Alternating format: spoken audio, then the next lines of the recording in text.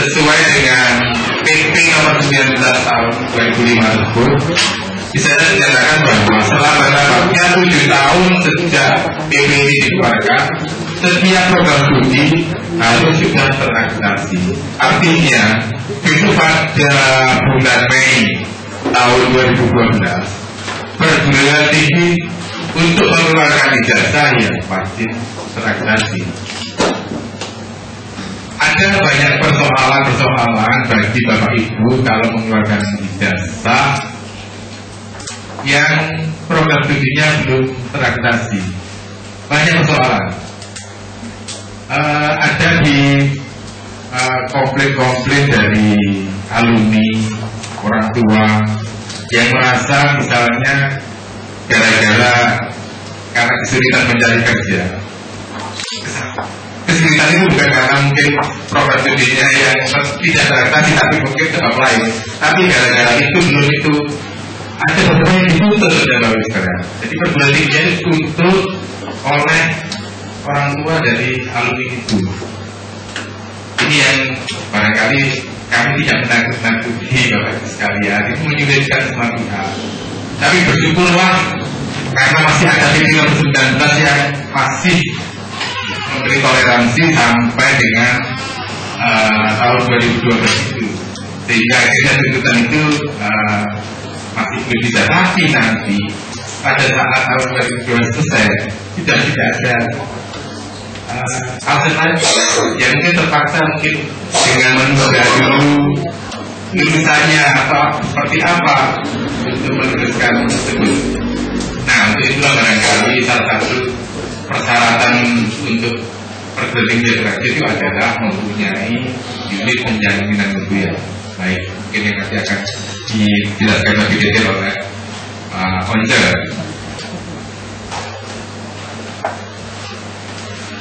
Penjaminan mutu itu yang pertama menjamin kita melakukan sesuai komitmen, menjamin kita melakukan janji, menjamin kita memenuhi kesepakatan tuntutan kebutuhan, ciri khas dan standar, dan menjamin kita memenuhi harapan pelanggan dan pemangku kepentingan.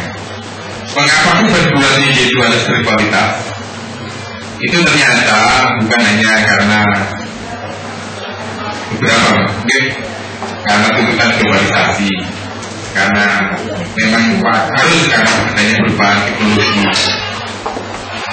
karena berikutnya adalah tuntutan pengguna jasa yang memang keinginannya semakin meningkat. Dan yang paling penting adalah untuk efektivitas dan efisiensi perguruan tinggi itu sendiri. Kalau perguruan tinggi itu nanti misalnya tidak berkualitas, itu memang mau nggak mau akan ditinggalkan oleh calon mahasiswa. Jadi Bapak Ibu sekalian, gambaran dari 326 perguruan tinggi yang ada di Kabupaten itu memang bisa nampak. Jadi proses seleksi alam perguruan tinggi yang tidak mau meningkatkan, menjaga kualitasnya memang lambat laun sudah trennya sudah pendaftarnya semakin sedikit dan lama-lama memang akan mati sendiri. Jadi nampaknya ini pemerintah sekitar mulai tahun 2005 sampai dengan tahun 2009 itu kan status quo untuk pendirian perguruan tinggi. Nampaknya dengan mengambil kebijakan status quo itu masih ada celah-celah ternyata. Inilah pinter-pinternya orang Indonesia itu mencari celah itu sekali. Sehingga perguruan tinggi yang memang tadinya sudah mati-mati itu, yang sudah tidak ada aktivitas sampai sudah lebih dari 5 tahun dan sebagainya, bisa hidup kembali. Ini taktiknya orang Indonesia ini. Bisa hidup kembali sehingga jumlah yang dikehendaki oleh kebijakan mereka itu dengan seleksi alami sudah terjadi lagi. Akhirnya pada tahun 2009 dibukakan kembali. Sekarang ini keinginan dari masyarakat untuk mendirikan perguruan tinggi itu luar biasa sekali. Barangkali gambaran di Komisi 7 itu jumlah diundang pada tahun 2008 dengan 2008 itu jumlah perguruan tinggi di Komunitas itu baru sekitar 297. Artinya ada penambahan dalam tahun setengah itu sekitar 29 ke 30 perguruan tinggi. Luar biasa sekali. Tahun setengah itu juga seperti itu. Dan sekarang ini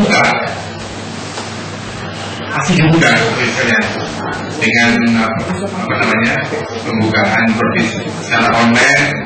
Nggak tahu kok malah banyak yang ingin menjadikan, padahal yang lama-lama itu juga mengatakan bahwa tarifan juga sudah setengah mati. Jadi Bapak Ibu sekalian, sekali lagi mengenai kenapa sistem jaminan mutu jadi penting, karena pada saatnya nanti seleksi alam itu pasti akan terjadi. Jadi kalau perguruan tinggi nanti yang mengorbankan kualitas dengan cara-cara barangkali melanggar norma-norma akademik, ya, barangkali memadatkan tatap muka dan sebagainya. Memang itulah yang nanti kira-kira akan kelas jauh. Dengan kelas jauh itu kan umumnya pada umumnya. Kenapa dilarang? Itu kelas jauh bukan seperti yang digambarkan dalam, mungkin saya pernah mengikuti yang Prof Eko ini. Kelas jauh itu memang efisien sekali. Kalau itu kelas jauh betulan, tapi yang terjadi ini kelas jauh itu adalah pemadatan masa studi, Pak. Jadi yang kuliahnya pastinya dapat semester itu pada umumnya paling banyak diselenggarakan 4 semester. Hebat sekali tadi, satu tidak bisa. Perguruan tinggi yang semacam itulah yang mungkin nantinya akan tutup dengan sendirinya. Itulah kira-kira yang akan terkena sedang di alam. Baik, berikutnya Pak. Saya dukung penyelenggaraan penjaminan mutu ini seperti yang saya sampaikan tadi, bahwa ini diatur di pasal 91 di PP 19 tahun 2005 tentang standar nasional pendidikan yang menyatakan bahwa setiap satuan pendidikan pada jalur formal dan non formal wajib melakukan penjaminan mutu pendidikan. Jadi ini sudah wajib. Kalau kami masih menghimbau itu, dan mungkin begini deh Pak, kalau bahasa kata-kata setelah yang lalu itu masih saya lihat masih tidak bagus itu.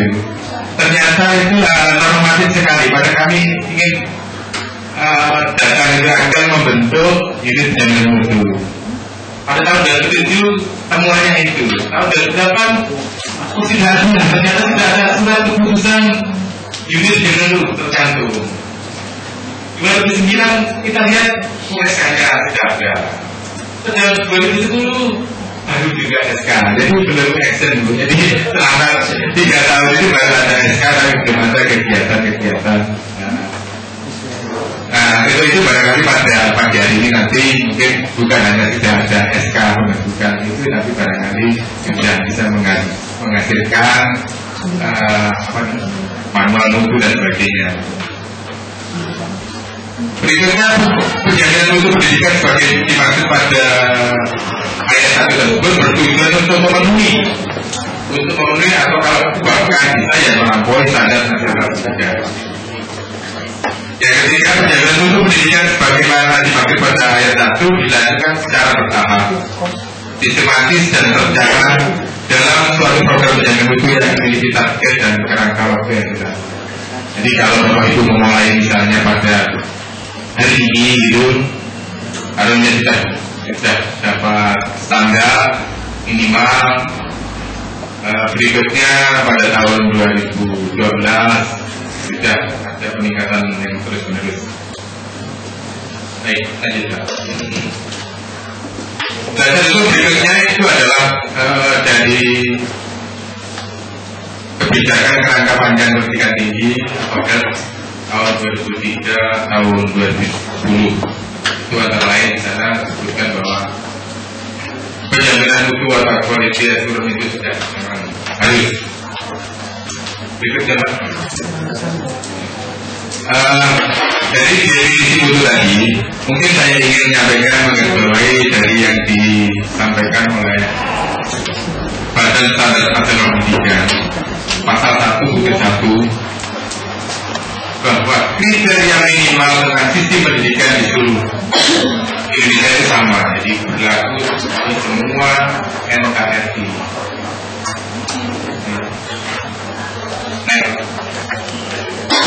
Berikutnya pilar dari standar nasional pendidikan itu, standar minimalnya itu ada 8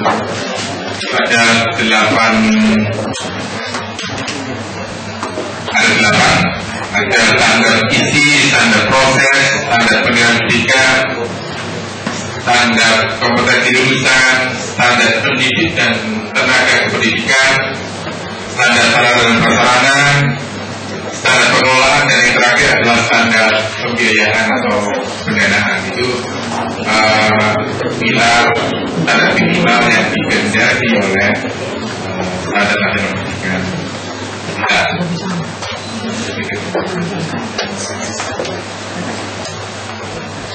Berikutnya, kerangka penjaminan mutu yang terdapat pada ayat 2 pasal 1.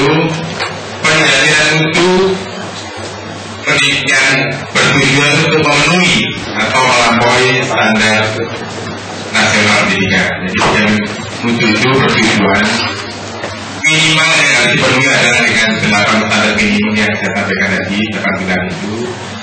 Harapannya tentunya ya bisa melampaui